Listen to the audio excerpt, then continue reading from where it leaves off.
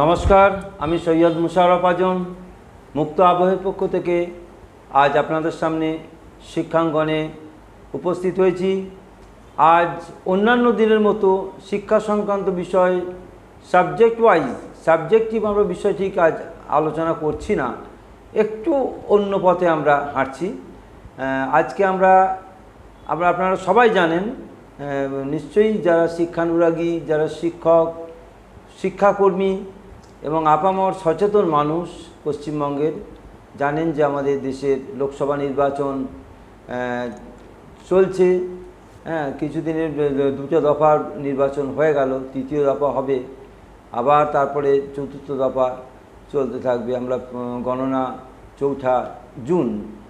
তো এই আবহের মধ্যে একদিকে আমাদের Rabindra Jayanti knocking at the door, কড়া নাড়ছে, 8ই মে। তার আগে আমরা শিক্ষার সঙ্গে রবীন্দ্রনাথের সম্পর্ক সুবিদিত, বিভিন্ন ধরনের শিক্ষা কীরকম হওয়া উচিত, তার মান কীরকম হওয়া উচিত, তার প্রসার কীভাবে করা উচিত, এবং তার একটা রূপরেখা তিনি দিয়ে গেছেন। সেই নিরিখে বিশ্বভারতী গড়ে তুলেছেন তিনি। কিন্তু আমরা খুব দুর্ভাগ্যজনকভাবে, আম্বেদকরও আমাদের আইনের সংবিধান রচনা করেছেন এবং বিভিন্ন বিষয়ের আইন কি হওয়া উচিত, দেশের মানুষ কীভাবে চলবে, ফিরবে, কথা বলবে, বাঁচবে, সাংবাদিকদের কি ভূমিকা, সব বিষয় নিয়ে তিনি আলোচনা করেছেন, দৃষ্টিপাত করেছেন সংবিধানে। কিন্তু সব কিছুই রয়েছে, সবই আমাদের আলোচনা হয়েছে, সব কিছুই আমাদের সুন্দরভাবে লিপিবদ্ধ রয়েছে, কিন্তু প্রতি ক্ষেত্রেই আমরা হোঁচট খাচ্ছি, ঠিকমতো মানা হচ্ছে না। বিচারের বাণী নীরবে নিভৃতে কাঁদছে। তো সেই রকমই ঠিক যখন একটা এমনই এক সন্ধিক্ষণ, একদিকে রবীন্দ্র জয়ন্তী একবারে কাছাকাছি চলে এসছে, একদিকে নির্বাচন চলছে, দেশের লোকসভা নির্বাচন, দেশের কি প্রধানমন্ত্রী হবেন, সংসদ কী হবে, সংসদে কারা আসবেন, সেসব বিষয়ে আলোচনা চলছে এবং ভোট দেওয়ার পর সেইগুলো নির্ধারণ করা হবে দেশ কাদের হাতে যাবে, কোন রাজনৈতিক দলের হাতে যাবে, কোন জোটের হাতে যাবে। ঠিক সেই মাহেন্দ্রক্ষণে নিয়োগ দুর্নীতি আজ নতুন কিছু নয়। পশ্চিমবঙ্গে বেশ কয়েক মাস ধরে, কয়েক বছর ধরে, 2023 থেকে বিভিন্ন বিষয়ে দুর্নীতির জন্য মন্ত্রী, বড় নেতা, প্রাইমারি কাউন্সিলের রাজ্য চেয়ারম্যান থেকে শুরু করে উপাচার্য, খুব লজ্জাজনকভাবে একজন উপাচার্য জেলে এখন পর্যন্ত রয়েছেন।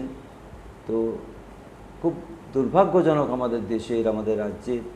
তো এই আবর্তের মধ্যে আমরা এসএসসি 2016 সালে যে এসএসসি পরীক্ষা হয়েছিল, তো সেই এসএসসি পরীক্ষার আমাদের পরীক্ষার্থীর মোট 25,753 জন, 25,753 জন। তার মধ্যে এই প্রত্যেক পুরো প্যানেলটাই ক্যান্সেল করা হচ্ছে। তো এটা খুবই দুর্ভাগ্যজনক। এই অবস্থার মধ্যে তো আমরা আজকে এই সব বিষয় কেন ক্যান্সেল করা হলো, কেন যারা অযোগ্য তাদের বাঁচতে গিয়ে ঠক বাঁচতে গাঁ উজাড় বলে না, সেরকম পুরো সম্পূর্ণ প্যানেলটাকে বাদ দেওয়ার কি দরকার ছিল? তাহলে যোগ্য কারা? যারা যোগ্য ছিল তারা কেন বঞ্চিত হবে? অনেক প্রশ্ন উঠছে। তো সেই ক্ষেত্রে আমরা আজকে পেয়েছি, আমাদের মধ্যে উপস্থিত হয়েছেন অত্যন্ত পরিচিত মুখ, পুরসুরি গার্লস হাই স্কুলের জীববিদ্যার শিক্ষিকা ডক্টর সুমেধা ব্যানার্জি। তাকে স্বাগত জানাই আমাদের চ্যানেলের পক্ষ থেকে। তিনি এ সম্পর্কে আজ আলোকপাত করবেন। তিনি নিঃসন্দেহে একজন সমাজ চিন্তক এবং সমাজ সচেতন ব্যক্তিত্ব। তাকে আমরা আমন্ত্রণ জানিয়েছি আমাদের স্টুডিওতে, মুক্ত আবহ স্টুডিওতে। আপনারা শুনবেন, নিশ্চয়ই পরে কোনো প্রশ্ন থাকলে পরে প্রশ্ন জানাবেন আমাদেরকে, আমরা আবার হয়তো কোনো ক্লারিফাই করার সুযোগ পাব। তো আজকে আমরা তার কাছে বেশ কিছু বিষয় তিনি আমাদের প্রশ্নের উত্তর দেবেন এবং আমরা তাকে পেয়েছি, অত্যন্ত আমাদের ভালো লাগছে। তো আজকে এই যে তার কাছে প্রথম জানতে চাইব যে 25,753 এতজন প্রত্যেকে চাকরি গেল, খুবই দুর্ভাগ্যজনক। চাকরি করছেন দীর্ঘদিন, বেশ কয়েক করছে, মানে 8 বছর, কয়েক বছর, 2016 প্যানেল, 18 থেকে পেলেও হ্যাঁ, আবার টাকা ফেরত দিতে বলা হয়েছে সুদ সমেত। এই অদ্ভুত ধরনের, এবং সেটা এই অবস্থার মধ্যে একটা আদালতের একটা নিশ্চয়ই আদালতকে আমরা মান্যতা দেবো, কিন্তু আমরা বিষয়টি যারা এসএসসি হত্যাকর্তা তারা ঠিকভাবে আদালতের সামনে দ্বার উন্মোচন করেননি, ক্লারিফাই করেননি, সেই জন্য আজকে এই অবস্থা হয়েছে। সবাই 100 জনের মধ্যে একটা কোনো গুরুতর অসুস্থ হয়েছেন, একটা শরীরের মধ্যে একটা গ্ল্যান্ড অসুস্থ, মানে বাদ যাবে হয়তো, কিন্তু তার জন্য বলা হলো না ওই গ্ল্যান্ডটা নয়, পুরো শরীরের অংশটাই কেটে বাদ দেওয়া। হাতে একটা ফোঁড়া হয়েছে সামান্য, সেই ফোঁড়াটাকে না বাদ দিয়ে গোটা হাতটাকে কেটে বাদ দিয়ে দেওয়া হলো। এটা কি আপনি ক্লাসে একটা বাচ্চা চিটিং করছে, আপনি পুরো ক্লাসে সবাইকে বের করে দেওয়া হলো চিটিং এর জন্য। আমরা সেই ভাষাই বলবো, সবাই বলছে যে সবাই তোমরা দোষী, কিন্তু তা তো নয়, যারা দোষী তাদেরকে তুমি এক্সপেল করো। আমরা জানি, আমরা কলেজে, আমি নিজে শিক্ষকতা করি, উনি স্কুলে শিক্ষকতা করেন, আমরা পরীক্ষা, ফাইনাল পরীক্ষায় গার্ড দিই, তো আমরা এক্সপেল করি, আরে করি, যারা অপরাধী, যারা টুকলি করছে বা বিভিন্ন দুর্নীতির সঙ্গে যুক্ত, আনফেয়ার মিনস করছে, তো তাদেরকে আমরা কিন্তু আরে করি, এক্সপেল করি, বা সামান্য যদি অপরাধ হয় খাতাতে 8 ঘন্টা কেটে রেখে দিই, তারপরে আবার সেটাই তো আপনার কাজ। সেটাই। তাহলে এই পরিপ্রেক্ষিতে কোর্ট এসেছে, এসএসসি এসেছে, সবাই এসেছে, কিন্তু এখানে দেখা যাচ্ছে যে পুরো একজন অন্যায় করেছে ক্লাসের মধ্যে, প্রত্যেককে ছেলেকে এক্সপেল করে দাও। তো এই ব্যাপারে আপনার কি মতামত? এটাই যেটা আমরা টিচার, আমরা উভয়ই টিচার, উনিও বলছেন আরে কাকে করব, যে দোষী তাকে করব, এবং সেই দোষটা ধরার কার দক্ষতা থাকবে? একটা টিচারের থাকবে না? তাহলে এখানে চলে আসছে যেমনি মুক্ত আবহ হচ্ছে একটা ডেমোক্রেসির পিলার, তাই তো, মিডিয়া, ঠিক তেমনি আরো দুটো অ্যাসপেক্ট চলে আসছে, একটা জুডিশিয়ারি অ্যাসপেক্ট, ওটাও কিন্তু ডেমোক্রেসি পিলার। আর একটা অ্যাসপেক্টে চলে আসছে এক্সিকিউটিভ। এসএসসি একটা নিয়ামক সংস্থা, এরা এক্সামটা কন্ডাক্ট করছে। তাহলে এই যে দুটো পিলার অফ ডেমোক্রেসি আরও আছে। আজকে দেখুন নিউজ মিডিয়া কিন্তু খবরগুলো যতটা সততা পারে তা দিয়ে স্প্রেড করছে, দে আর ডুইং দ্যাট ওয়ার্ক। আমরা দেখুন যারা প্যানেলাইজ ছিলাম তারা মোটামুটি 8 থেকে 6 বছর আমরা ডিউটি করেছি, ঠিক আছে। যে প্যানেলের একটা মেয়াদ বলছে, মেয়াদটা বলছে 8ই ডিসেম্বর 2019 অবধি গ্রান্ট করা হবে। তো সেই অবধি যারা আছে তারা তো মোটামুটি তাহলে কত বছর ধরে সার্ভিস দিয়েছে বুঝতে পেরেছেন। আমাদের স্কুলের সার্ভিস দেখুন আমরা ঠিকভাবে দিয়েছি দক্ষতার সাথে। তাহলে এই যে জুডিশিয়ারি আর এক্সিকিউটিভ এই যে পিলার্সগুলো অ্যাডেড হলো, একটা নিয়ামক সংস্থা এসএসসি অ্যাডেড হলো, তারা কি তাহলে কে যোগ্য কে অযোগ্য এটা বুঝতে পারলো না? তাহলে চাকরি কার যাওয়া উচিত? 5250 না, দোষী যদি তারা হয় তাহলে চাকরিটা কার যাওয়া উচিত? ওই কজনই যাওয়া, তারা তাদের টাস্কটা করতে পারেনি না ঠিক করে। না, ওএমআরসিতে ভুল ব্ল্যাকেন করেছে, এখানে ওএমআরসিটা আপনাদের জালিয়াতি হয়েছে, আমি স্যারকে দিয়েছি, যদি দেখেন পুরো ব্ল্যাঙ্ক ওএমআর, একদম। আশা করি আপনাদের দেখানো হবে। ইনিও তো রয়েছে, তাহলে ব্ল্যাঙ্ক। এই যে ইয়াকুব আলী একজন শিক্ষক, মালদার একজন, রতুয়ার সম্বলপুর অঞ্চল উচ্চ বিদ্যালয়, যদি সেটা দেখছিলাম, যে খুবই দুর্ভাগ্যজনক, পুরো ব্ল্যাঙ্ক, একদম ব্ল্যাঙ্ক, শুধু সই করেছে আর রোল নাম্বার দিয়েছে। আচ্ছা, এটা কে পাবলিশ করেছে জানেন? এটা এসএসসি নিজে পাবলিশ করেছে। কোথায় পাবলিশ করেছে? পাবলিক ডোমেনে, আমরা জানি। এবার আমাকে সবাই জেনে গেছে, এবার আমাকে আপনাকে জানানো মানে তো আদালতকে জানানো নয় স্যার, আদালতকে তো আলাদা বদ্ধ খামের মধ্যে জানানো হয়। তাহলে সেটা কি এসএসসি করলো? এসএসসি লাস্ট যেদিন হিয়ারিং হলো 22 তারিখ অবধি, তার আগে সমস্ত হিয়ারিংয়ে এসএসসিকে বারবার বলা হয়েছে যে তুমি বলে দাও কে যোগ্য কে অযোগ্য। এসএসসি এটা তো বলতে পারছে যে স্যার আমরা তো পিডিএফ দিয়েছি, তাহলে এরাই তো অযোগ্য। তারপর এটা বলতে পারছে না, নিজের ফাঁদে নিজেই জড়িয়ে, তারপর বলতে পারছে না তাহলে বাকিরা যোগ্য। মানে কি স্যার, 2 থেকে যদি 1 বিয়োগ দেন তাহলে তো একই পড়ে থাকে না। তাহলে আপনি যদি যোগ্যদের মধ্যে থেকে অযোগ্যকে বাদ দিয়ে দেন, যোগ্য অযোগ্য মেলানো আছে, তার থেকে অযোগ্যকে বাদ দিলে তো যোগ্য পড়ে থাকবে। এইটা ওনারা বলে উঠতে পারছেন না আদালতকে ঠিক করে কি পরিপ্রেক্ষিতে আমরা একদম। দুজন টিচার এটা বলছি।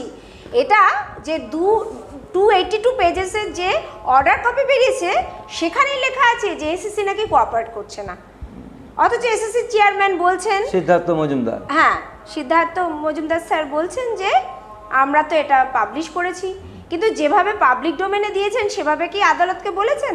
তাহলে প্লিজ স্যার আপনাকে রিকোয়েস্ট এই ভিডিওর মাধ্যমে, এই নিউজ মিডিয়ার মাধ্যমে, যে আপনি বলে দিন তাহলে বাকিরা যোগ্য, তার মধ্যে আপনি আরও বাদ দিন। এই যে আপনাকে আমি একটা কথা বলি, উনি কি কি দিয়েছেন স্যার, কমিশন কি কি প্রকাশ করেছে? কমিশন বলছে যে 8.5% 9-10-এ দুর্নীতি হয়েছে, ঠিক আছে, আর 11-12-এ 14.4% দুর্নীতি হয়েছে, গ্রুপ সিতে 38.5% দুর্নীতি হয়েছে, আর গ্রুপ ডি মোস্টলি দুর্নীতি যেখানে হয়েছে সেটা হয়েছে 45%। একদম। এছাড়াও কারণ ওইখানে জাজ বলছেন, জাজ এখানে হচ্ছে দেবাংশু বসা আর মোহাম্মদ সাব্বির রশিদি স্যার, তাদের ডিভিশন বেঞ্চ বলছে 17 রকম নিয়োগ দুর্নীতি হয়েছে। তাহলে এখানে আরও কিছু বাদ থাকে যে মেয়াদ উত্তীর্ণর পর তাদেরকে নতুন করে কাউন্সেলিং করানো হয়েছে, 7th ফেজ অবধি মেয়াদটাকে ভ্যালিড করা হচ্ছে, আর এই ডেটটা কত 18 ডিসেম্বর 2019, কিন্তু চাকরি তো 2023 অবধি দিয়ে গেছে, তাহলে সেই সংখ্যাটাও এসএসসি বলুক, দে হ্যাভ দিস ডাটা না, ওরা তো রেকমেন্ডেশন দিয়েছে। আপনারা জানুন সবাই যে আমাদের রেকমেন্ডেশন দিয়েছে এসএসসি যে আমরা চাকরিটা পেয়েছি, they are selecting me, what does the word recommendation means, they are selecting me as an assistant teacher. একদম। তো সেটাই হচ্ছে প্রথম ধাপ চাকরি পাওয়ার। তাহলে সে আমাকে রেকমেন্ড করে দিল, পর্ষদ আমাকে অ্যাপয়েন্টমেন্ট দিল, কাকে রেকমেন্ড করছে? পর্ষদকে, এনাকে টিচার করে দাও ওই স্কুলের। তাহলে সেই নিয়ামক সংস্থাকে তো তাহলে বলতে হবে যে 7th ফেজের পর বাকি কত ফেজ হওয়া উচিত এসএসসি। আমার মত বলে শাস্তি যদি হওয়া উচিত সবচেয়ে বেশি এসএসসি, কারণ তারা নিয়োগ দিয়েছে, তাদেরই মাইনেটা বেশি। হ্যাঁ, তারাই নিয়োগ দিয়েছে, নিয়োগ দিয়ে তারা বৈধতা দিয়েছে, বৈধতা দিয়ে আবার আদালত দিচ্ছে, দিকে একদম পুরো ক্যান্সেল। তারা এখন দোষী কারা? দোষী এসএসসি, সবচেয়ে বেশি অপরাধী হচ্ছে এসএসসি, কিন্তু এক্ষেত্রে তারা পার পেয়ে যায় বেশিরভাগ ক্ষেত্রে।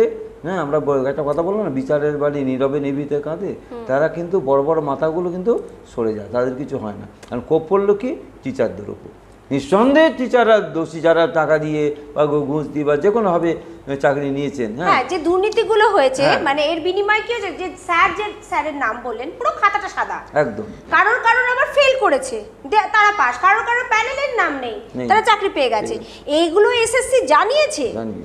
কিন্তু এসএসসি কে আরো জানাতে হবে যে 7th ফেজ অবধি ভ্যালিড, তো তারপরে তো ওরা 2000 ওটা হচ্ছে 2019 সাল, 23 সাল অবধি চাকরি দিয়ে গেছে, তো তাদের ডাটাটা ওদের কাছে আছে তো স্যার, ওরাই তো ওই ফেজগুলো রেকমেন্ডেশন দিয়েছে, সেইটা বলে দিন। সেটা সংখ্যা প্রায় উকিলরা বলছেন 1000। এছাড়াও আমাদের পোস্ট ছিল, আপনি 25,000 বলছেন, পোস্ট ছিল 24,000 না, আরো বেশি বাড়ি দেওয়া হয়েছে, তাহলে ওই আরেকটা বড় অপরাধ। হ্যাঁ, এখান থেকেও কিছু হাজার মতো গেল, তাহলে এই যে আমি পার্সেন্টেজটা একটু আগে বললাম তার সাথে আরো 2000 গুণে নিন, সেটাও এসএসসি যে ট্যাবুলেশন দিয়েছে, একটু ট্যাবুলেশনটা আমি আপনাকে সাবমিট করেছি, আপনারা হয়তো দেখতে পাবেন, এই ট্যাবুলেশনে এই দুটোও যোগ করতে হবে। একদম। তাহলে এটা এসএসসি করে দিতে পারলো না, করে দিলে স্যার এই 19 থেকে যদি আপনি আরো 2 বার দিয়ে দেন, তাহলে তো আমরা 17,000 যোগ্য নই কি? সবচেয়ে বড় কথা, যেটা এতগুলো আমি লোক নেব তার বাইরে নেওয়া হয়েছে, এটা আরেকটা বড় অপরাধ, এর জন্য আলাদা করে বিচার হওয়া উচিত। এবং এটাকে বলছে, এটার লিগ্যাল ভাষা হচ্ছে মাল্টিফোল্ডেড ফ্রডুলেন্ট। একদম, শুনতে ভালো লাগে, কিন্তু তাহলে কি মানুষের পেট চলবে? এই 17,000-এর প্রতিটা পরিবারে 4টে করে মেম্বার, একদম গুণ করুন না। আমি তো স্ত্রীলোক, এমনও পরিবার আছে স্বামী স্ত্রী দুজনেই এই ফেজেই, মানে হয়তো আগে চাকরি করতে আবার এই পরীক্ষাটা দিয়েছে, আমরা তো হ্যাঁ দুজনেই চাকরি আছে, এবং ঘরে ছোট বাচ্চা। এমনও আছে অনেকে পরিবার বাড়াতে শুরু করেছে, কারণ দেখতে দেখতে 6 বছর 8 বছর হয়ে গেল, তারা তো এবার পরিবার পরিকল্পনা করবে।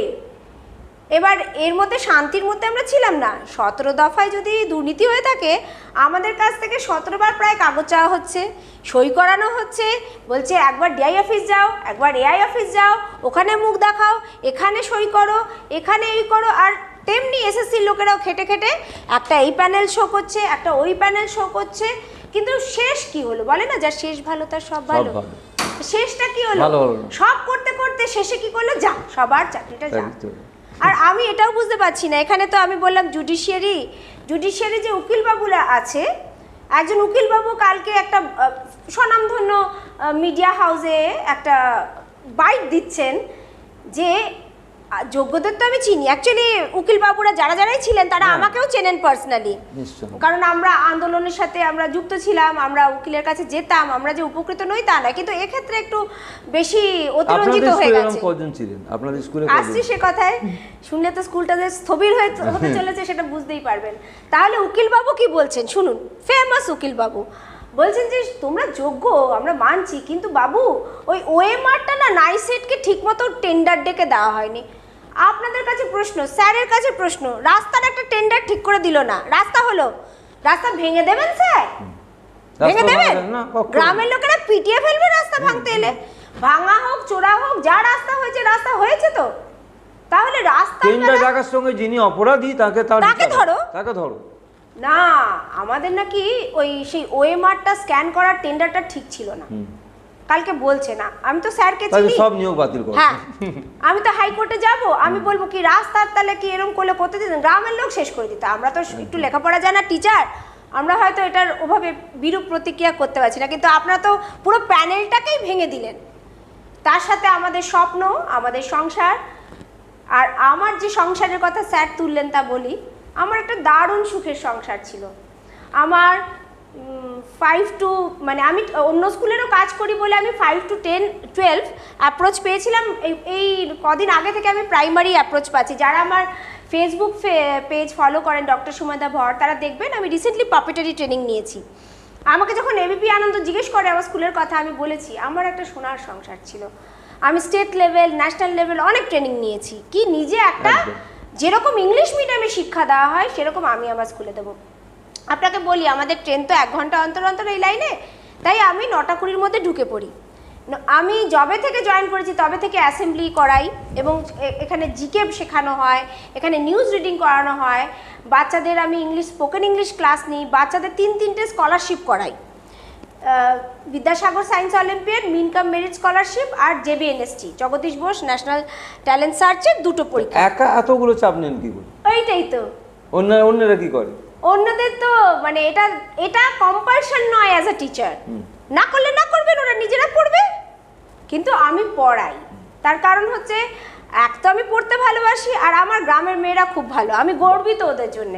আমার গ্রামের মেয়ে ন্যাশনাল প্রাইজ পেয়েছে, তার মাধ্যমে আমিও প্রাইজ পেয়েছি। মানে একটা টিচারের স্টুডেন্ট যখন প্রাইজ পায়, কিছু কিছু ক্ষেত্রে টিচারকেও মানে যেহেতু রিসোর্স পারসন, বড় খেলোয়াড় যখন কোনো পুরস্কৃত হয় তার কোচকেও পুরস্কার দেওয়া হয়। হ্যাঁ, তো সুতরাং আমিও তাই জন্য একটা ন্যাশনাল টিচার হয়েছিলাম, ন্যাশনাল প্রাইজগুলো পেতে চলেছিলাম, স্টেট প্রাইজ পেয়েছি, এবং আর কিছুদিন থাকলে মানে অনেকটাই এগিয়ে যেতাম। সেই থাকাটা অনিশ্চয় করলো। আমাদের স্কুলে কজনের চাকরি গেল সেই প্রশ্নে বলি, আমাদের স্কুলে 6 জন দিদিমণি আছেন, এবং কারোরই কোনো পিডিএফে নাম নেই, কোনো নিয়োগ দুর্নীতি নেই। আমাদের সবার ওএমআর প্রকাশ হয়েছে, আমাদের বাড়িতে প্রত্যেকের এই ওএমআরের কপি রয়েছে, পরীক্ষার দিনের 8 বছর পুরনো। তাহলে এই ওএমআর দিয়েই তো এরা জাজমেন্টটা করতে পারতো। ভালো, এটা কেসের ক্ষেত্রে আজকে তো ভালো একটা প্রমাণ। হ্যাঁ, ভালো প্রমাণ। তাহলে আজকে তো এই 6টা দিদিমণি, তার সাথে আমাদের একজন গ্রুপ ডি আছেন, তার ওএমআর একটু ত্রুটিপূর্ণ মানে ফাঁকা ওএমআর আছে, 10টা উনি অ্যাটেম্প্ট করেছেন, যাকে তো এই 7 জনের চাকরি চলে গেল। এমনও স্কুল আছে এই বর্ধমানের এই সদরেই রয়েছে 22টা টিচার, তারপর ফারাক্কায় শুনেছেন 36টা টিচার। আর আমি একটা প্রশ্ন বলছি, যেটা আপনি ওএমআর এর কথা বললেন, যদি আজকে ওএমআরটা রিপ্যানেল করতেই হয়, যদি আজকে আবার পুরো মূল্যায়নই করতে হয়, তো আমাদের কাছে তো ওএমআর এর কপি রয়েছে, তো সেটাই নিন না। সবচেয়ে বড় প্রমাণ না, নেবে না, কারণ গ্রুপ সি গ্রুপ ডি কে ওএমআরই দেয়নি, 11-12ও তাই। তাহলে এখানে কি বলবো বলুন তো, শুধু 9-10 এর কাছে ওএমআর কপি আছে। কোন পথে যাচ্ছেন এখন? আমরা কোন পথে যাব? মমতা ব্যানার্জি মুখ্যমন্ত্রী তো আপনাদের পাশে আছে বলছেন, আমরা কোন পথে যাব? এটাকে স্টে আনাতে হবে, স্টে দিতে পারে সুপ্রিম কোর্ট, আমরা সেই পথেই হাঁটছি। এখানে নানান দল, নানান শিক্ষা অনুরাগী সবাই পাশে আছে, আমাদের মুখ্যমন্ত্রীও পাশে আছেন। কিন্তু তিনি তার ভার্ডিক্টে তিনি কিন্তু এটা বলেননি যে ওই যে যারা দুষ্ট তাদেরকে বাদ দিয়ে রাস্তায় যারা আছে তাদের চাকরি হোক। এবার যেহেতু আমি একটু নিউট্রালি এটা যদি বলি, বা যে কোনো নিউট্রাল লোক এটাই বলবে যে সিন্স এসএসসি তো পিডিএফ এর মাধ্যমে পাবলিক ডোমেনে দিয়েছে, আদালতে হয়তো কিছু ঢেকে ঢুকে দিয়েছিল, তাই জন্য তো ওই লাইনটা লিখেছে যে এসএসসি একদম কোঅপারেট করেনি। আপনি তো জানেন এই যে জেল হেফাজতে লোকে যাচ্ছে, কখন যাচ্ছে? যখন কোঅপারেট করে না, তাই না? 3-4 বার সমনে ডাকছে, কোঅপারেট না করলে জেলে নিয়ে যাচ্ছে, তাই তো? এর আগে যদি প্রথম থেকে এভাবে যদি ঠিকমতো ওরা কোঅপারেট করতো আদালতের সঙ্গে, তাহলে এই অবস্থা দাঁড়াতো না। তাইলে ওখানে আমাদের 282 পেজেসের মধ্যে লিখে দিয়েছেন জজ যে এসএসসি একদম ভালো করে কোঅপারেট করলো না, তাই জন্য এই মাল্টিফোল্ডেড ফ্রডুলেন্ট ধরতে না পেরে আমরা প্যানেলটা ক্যান্সেল করছি। তাহলে এইখানে আমি বলছি স্পেসিফিক যদি ঠিকমতো ওরা জমা দিত, ওরা তো পাবলিক ডোমেনে দিয়েই দিয়েছে, ওদেরকেও ওইটা দিয়ে, তার মানে ওদের নিজেদের মধ্যেই গন্ডগোল আছে। এবং তাহলে এইটাকে বাদ দিয়ে দিলে তাদের যদি সত্যি যাদের টাকা ফেরত চেয়েছে, আমি এখানে ক্ল্যারিফাই করে দিই, যারা সাদা খাতা, যারা ওএমআর কারচুপি করেছে, যারা প্যানেলে নাম নেই চাকরি পেয়েছে, যারা র্যাঙ্ক জাম্প করেছে, র্যাঙ্ক জাম্প মানে আমার পিছনে র্যাঙ্ক আছে, একদম আমার আগে চাকরি পেয়ে গেছে, তো 9 নম্বরে আছে, সে পেয়ে গেল 2 নম্বরে চাকরি পেয়ে গেল, 9 নম্বর বেকার থেকে গেল। বা যারা মেয়াদ উত্তীর্ণের পরও চাকরিটা পেয়েছে, মানে 18 ডিসেম্বর 2019 পরে দুর্নীতি হয়েছে, তাদেরকে বাদ দিলেও তো আপনার মোটামুটি 7,000 মতো সংখ্যা হচ্ছে। তাহলে 7,000টা বেকার যারা রাস্তায় পড়ে আছে চাকরি পায়, তাহলে কি স্যার প্যানেল ক্যান্সেল না করে এই কাজটা করতে পারতো না যদি একটু সহানুভূতি থাকতো? এটাই আমার সবার কাছে প্রশ্ন। আপনি এখন স্কুল যাচ্ছেন? স্কুল তো খুব সুন্দর একটা ব্যাপার স্যার। 22 তারিখ গরমে ছুটি পড়লো, 22 তারিখে অর্ডারটা বেরোলো। বাহ, কোনো এখন প্রশ্ন নেই। এবার সুপ্রিম কোর্ট থেকে এসে গেলে মুখ্যমন্ত্রী তো বলেইছেন যে জুন মাসের স্যালারিটা দেবেন বলেছেন, তো সেক্ষেত্রে আমাদের সুপ্রিম কোর্টের স্টেটাও আমরা পেয়েই যাব আশা করি। তাহলে আমাদের তারপর একটা দীর্ঘমেয়াদী লড়াই, কারণ এই সুপ্রিম কোর্টের সাথে লড়াটা যাচ্ছে ডিভিশন বেঞ্চে, তারপরে দেখা যাক আপনাদের কতটা লড়াইটা থাকে, জারি থাকে, এই বিষয়ে নিশ্চয়ই আপনারা মুখ্যমন্ত্রীর সঙ্গে সহযোগিতা করবেন এই ব্যাপারে। তো এর মধ্যে আপনাদের আপাতত এই গ্রীষ্মের ছুটির মধ্যে এর মধ্যে আপনারা কীরকম আন্দোলনের সঙ্গে যুক্ত থাকছে? দেখুন, এখানে না যখন বলছে পুনর্মূল্যায়ন কি করে হবে, এই ক্লিপিংটা একটু দেখাবেন। পুনর্মূল্যায়নের ক্লিপিংয়ে বলা হচ্ছে, নিউজ মিডিয়া বলছে একটা গ্রুপ অফ লিগাল অথরিটিস, উকিলরা বলছে যে ওএমআর শিট, ইন্টারভিউ এবং অ্যাকাডেমিক স্কোর অ্যাড করে, যেমনি আমি অ্যাকাডেমিক্সে ফুল মার্কস 35-এ 35, সেইটা অ্যাড করবে। কিন্তু যখনই আর এক গ্রুপ অফ উকিলরা বলছেন, যেরকম বিকাশবাবু, ওনারা বলছেন যে না, এক্সাম দিতে হবে, আবার বলছে বয়স পেরিয়ে গেলে চলবে না। উভয় সংকট, বয়স পেরোলে কি করে চলবে না? আর্টিকেল 14 তো আমাদের বলে যে যেদিন পরীক্ষা হয়েছিল সেদিনটা বয়স হিসেবে ধরা হবে, সেই হিসেবে ধরা হবে, যাকে উনি বলেছেন। এবার আমি আপনাদের প্রশ্ন করছি যে যখনই এগুলো কথাগুলো হচ্ছে, এবার 8 বছর পর আমরা সাইকেল দিই, ব্যাগও দিচ্ছি, আমি যেগুলো বলছিলাম, স্কলারশিপ করাচ্ছি, আমি তার সাথে আমি আর কি করিয়েছি, 2টো নাটক করাতে পেরেছি করোনার, মানে এই সংক্ষিপ্ত সময় 2টো দীর্ঘ নাটক করিয়েছি আর ছোট ছোট নাটক করিয়েছি, সায়েন্স সেন্টারে নানান প্রজেক্ট করেছি, প্রাইজ পেয়েছি, তারপর কবিতা, নাচ, গান তো লেগেই আছে। তাহলে এই মাল্টিফোল্ডেড একটা টিচার যখন একটা স্কুলের আর অফিসের কাজ করি, অফিসের কাজও আমরা করি, ভর্তি নেওয়া, নেওয়া সবই করি, বই দেওয়া, হ্যান ত্যান। এবার মোস্টলি বই দেওয়াটা আমাদের প্যারা দিদিরা ভীষণভাবেই হেল্প করে, যাকে। কিন্তু এখানে আমি বলছি যে তাহলে কি 8 বছর পর আবার পরীক্ষা দিলে সেই এমএসসির পুরো পড়াটা তো আমার মনে থাকবে? কারণ ওরা যখন আমাদের, দেখুন, একটা হয় সিলেকশন, একটা হয় এলিমিনেশন। এখন কিন্তু যে পরীক্ষা নেবে ওখানে এলিমিনেট করতে চাইবে, কারণ রাস্তায় যারা বুবুকারা রয়েছে, যারা দিনের পর দিন প্রতিবাদ করে চলেছে, তাদেরকে তো আমরাও তাদের পাশে ছিলাম, আমিও তাদের অর্থ দিয়ে ওখানে বসে থেকে সময় দিয়ে আমি তাদেরকে কিন্তু সাপোর্ট করেছি। যখন আমার স্কুল ছুটি থাকতো ওদের কাছে ছুটে যেতাম, তো তারাও তো চাইবে চাকরিটা পাক। এবার আপনি বলুন তো, যখন আমি এসএসসির দৌলতে এতবার ইন্টারভিউ দিতে হয়েছে, আমি এই 2016 এসএসসি দিয়েছি, এর আগে আমি কলেজের সাথে যুক্ত ছিলাম, আর কলেজ সার্ভিসটা বারবার দিয়ে গেছি, 11 বার দিয়েছি। তো এই 2016-তে আমি 11-12ও পেয়েছি নর্থ বেঙ্গলে, আর আপারও পেয়েছি, আর এই স্কুলটা আপার আর এই স্কুলটা আমাদের এদিকে পেয়েছি। তো যার ফলে এইখানে আপার প্রাইমারিরও প্যানেল এতবার ক্যান্সেল হয়েছে, এতবার ইন্টারভিউ নিয়েছে, মোট আমার তাও এই পরীক্ষা দিতে 6টা ইন্টারভিউ দিয়েছি স্যার। সর্বনা। এই এই 3টে পরীক্ষায়, মানে 11-12 আপার আর এর আপনার 9-10, ভাবতে পারেন এসএসসি কি করেছে মানে। আর ভেরিফিকেশন তো আরও বোধহয় 8বার ভেরিফিকেশন, হ্যাঁ 8বার ভেরিফিকেশন হয়েছে বোধহয় আপারে আর এতে আপনার 9-10-এ। যাকগে, তো এই ইন্টারভিউ দিতে গিয়ে দেখেছি কখনো মাধ্যমিক থেকে ধরে, কখনো উচ্চ মাধ্যমিক থেকে ধরে, কখনো এমএসসি থেকে ধরছে, আর এমএসসি থেকে এমন ধরছে সেটা মানে ভীষণই শক্ত হয়ে যাচ্ছে। আর সিলেবাস তো চেঞ্জ হয়ে যায়, এক থাকে না। হ্যাঁ, যেমন কলেজের আমাদের দেখি এখন তো আপনার সিবিএসসি, হ্যাঁ ইয়েতে চলে আসছে, আমাদের নতুন সিলেবাস চলে আসছে, হ্যাঁ সিবিসিএস। তারপরে ধরুন আবার এবারে এনইপি চালু হলো, হ্যাঁ নিউ এডুকেশন পলিসি আবার চেঞ্জ হয়ে গেল, এক থাকে না। ঠিকই কোয়েশ্চেন কত আছে। এরপর আমরা কি 8 বছর ধরে জুতো সেলাই থেকে স্কুলে চণ্ডীপাঠ অবধি করে দিয়েছি, সেই লেভেল অফ আপনার কি মনে হয় যে, আর আমাদের বয়স হলে তো একটু ব্রেনটা খারাপ হয়, একদম তাই না, উইক হয়ে যায়, তাহলে কি আমরা পারবো সেই লেভেল অফ এক্সাম দিতে?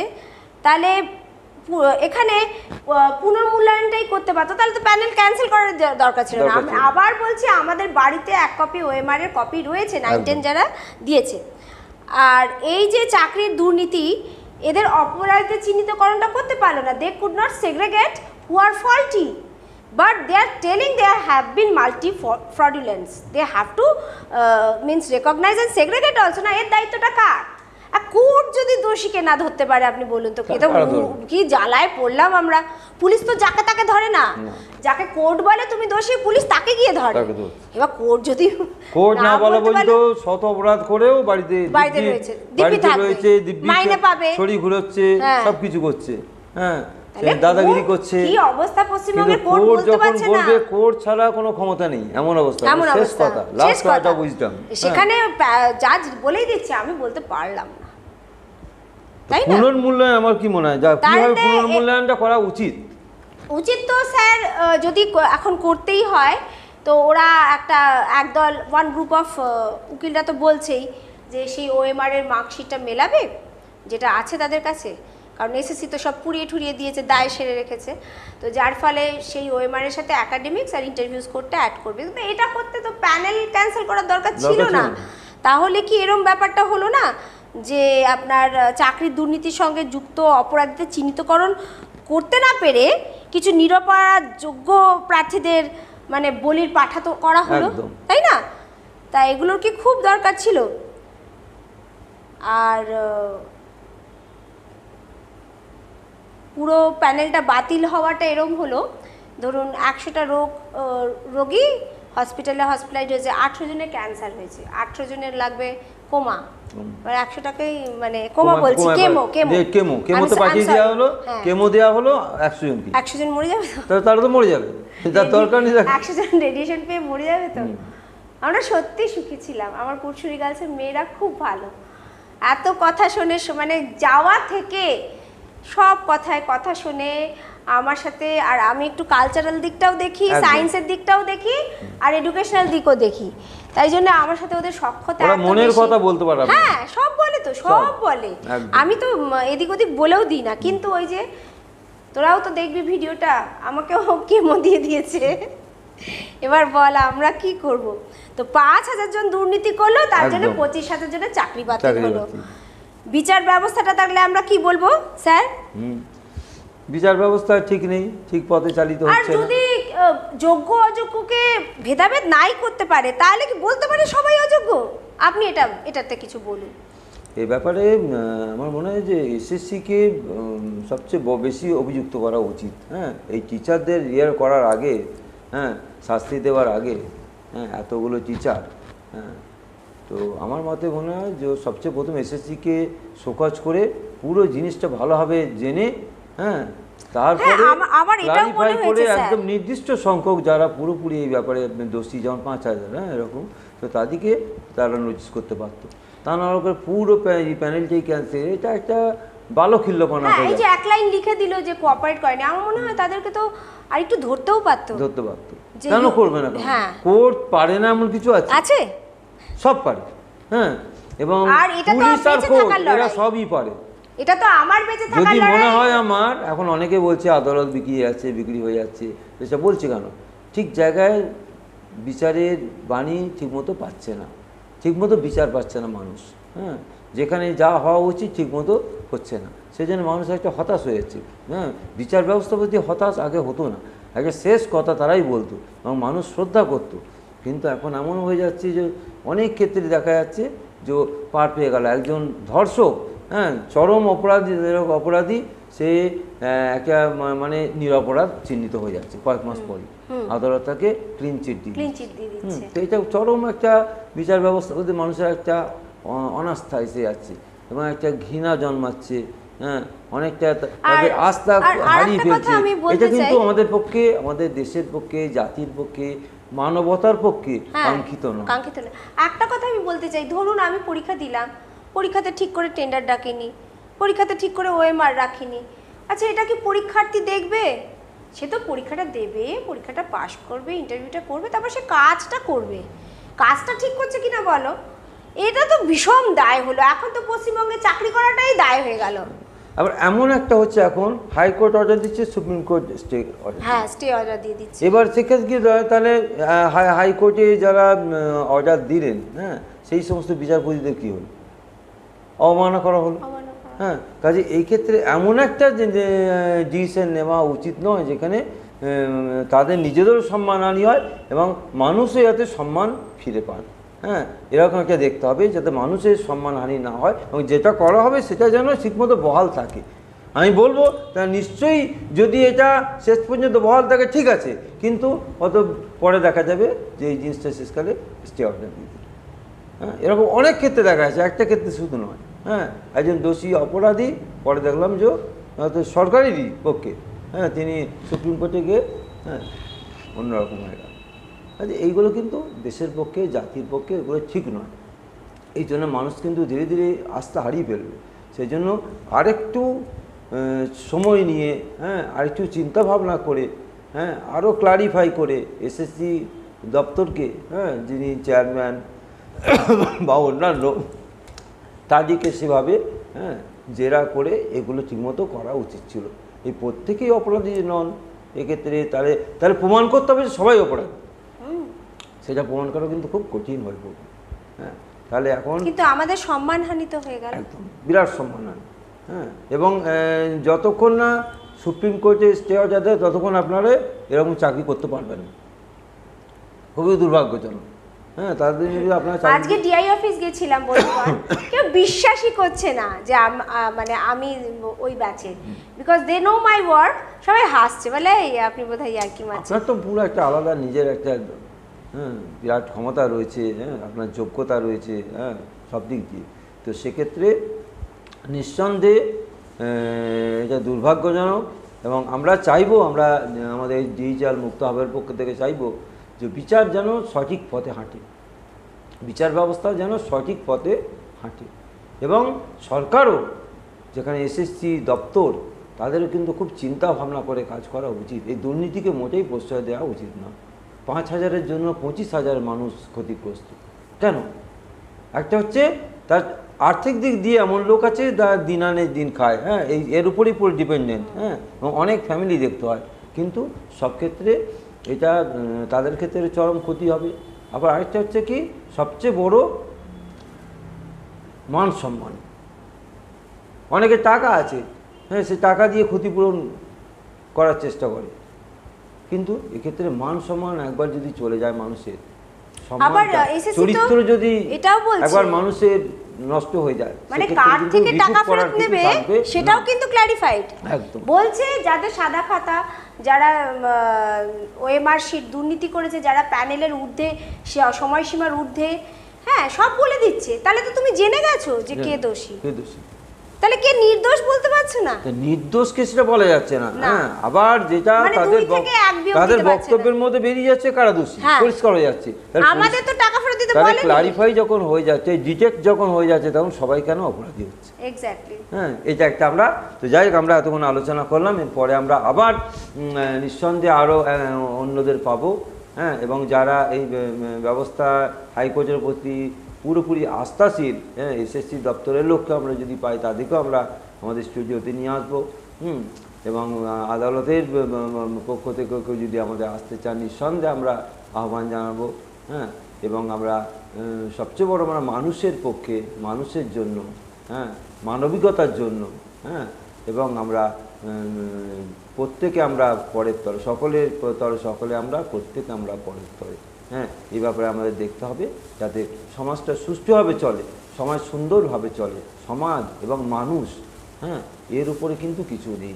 একটা বড় ম্যাচ, ফুটবল ম্যাচ, একজন রেফারি বারবার তিনি বাঁশি বাজিয়ে ব্যাহত করতে পারেন, তিনি ভালো রেফারি, মানে মাঠের বিচারক, যিনি সুষ্ঠুভাবে ম্যাচটাকে বের করে দিতে পারবেন শেষ পর্যন্ত। হ্যাঁ, 10 জনকে 5 জনকে লাল কার্ড দেখিয়ে বের করে দেওয়া, হ্যাঁ, এবং মাঠে বিরাট একটা বিশৃঙ্খলা সৃষ্টি হলো, একটা বিরাট ক্যাওস হলো, অনেক লোক মারা গেল, গ্যালারিতে একটা হট্টগোল হলো, কাম্য না। সবচেয়ে বড় রেফারি আমি তাকেই বলবো, আমি দীর্ঘদিন খেলা রিপোর্টিংও করছি, হ্যাঁ, যে এক একটা রেফারি এত সুন্দর ম্যাচ বের করে দেন যে বলা যায় না, বড় বড় ম্যাচ। কিন্তু কিছু রেফারি আছেন, কিছু আম্পায়ার আছেন যে প্রতি মুহূর্তে এক একটা করে এমন ডিসিশন দেন যে বিরাট প্লেয়াররা অসন্তোষ, প্লেয়ারদের মধ্যে, ক্লাবের মধ্যে অসন্তোষ দেখা দেয়, টিমের মধ্যে দেখা দেয়, হ্যাঁ, এবং এবার বল গোটা গ্যালারি রোষে ফেটে পড়ে। সেক্ষেত্রে কিন্তু খেলাধুলার অপমৃত্যু ঘটে। হ্যাঁ, আমাদের আসল উদ্দেশ্য খেলাধুলোকে চালু রাখা, খেলাধুলাটাই হলো না। সেক্ষেত্রে আমরা দেখব যে এইখানে যেন মানুষ যাতে সুবিচার পায়, মানুষ সুবিচার পায়, মানুষের সম্মান যাতে হানি না হয়, সবচেয়ে বড় সম্মান। হ্যাঁ, সেক্ষেত্রে শিক্ষক শিক্ষিকার সম্মানের থেকে বড় কিছু নেই। একসময় শিক্ষক শিক্ষিকারা টাকার জন্য না, সম্মান রক্ষার্থে তারা চাকরি করতেন। 5 টাকা, 10 টাকা, 50 টাকা এরকমও পেতেন, 150 টাকা এক মাসে পেতেন, খুব বেশি দিন। আর কেউ যেন এটা না ভাবে যে এরকম দুর্নীতি শুধু 9, 10, 11, 12-এই হয়েছে, অনেক ওয়ার্ক ফিজিক্যাল। এবং আমরা যদি আরেকটু পিছিয়ে যাই দেখা যাবে যে এর আগেও অনেক এই ধরনের কলেজ সার্ভিস দিচ্ছি আমি, এর আগে অনেক দুর্নীতি হয়েছে এই ধরনের, সেগুলো কিন্তু ঠিকমতো সামনে আনা হয়নি। এবং সেই সরকারও চেষ্টা করলে হয়তো পারতেন, কিন্তু সেটাও করা হয়নি। কাজে আমরা সব ক্ষেত্রে যদি আমরা স্বচ্ছতা বজায় রাখতে চাই, ট্রান্সপারেন্সি বজায় রাখতে চাই, সব ক্ষেত্রেই যাতে বজায় রাখি, হ্যাঁ, এটাই আমরা আশা করব। এবং আমাদের বিবেক জাগ্রত হোক, আমাদের মানবিকতা জাগ্রত হোক, এবং আমাদের আইন, হ্যাঁ, আমাদের যাতে আমরা সংবিধান সুষ্ঠুভাবে পরিচালিত হোক, এবং আইনের পথে যেন চলে, এই বলে আজকে আমরা শেষ করছি। আবার আমরা একদিন মিলিত হব। নমস্কার, ধন্যবাদ, ভালো থাকবেন। আমি সৈয়দ মুশাররফ আজম, আমার সঙ্গে ছিলেন সুমেতা ব্যানার্জি। নমস্কার। এখন হাতের মুঠোয় লাল বাবা রাইস। এখন থেকে লাল বাবা রাইস অনলাইনে ঘরে বসে অর্ডার করুন। লাল বাবা রাইস, লাল বাবা অনলাইন, অর্ডার করুন আজই। লাল বাবা রাইস, স্বাদ ও স্বাস্থ্য একসাথে পাবেন শুধুমাত্র লাল বাবাতে।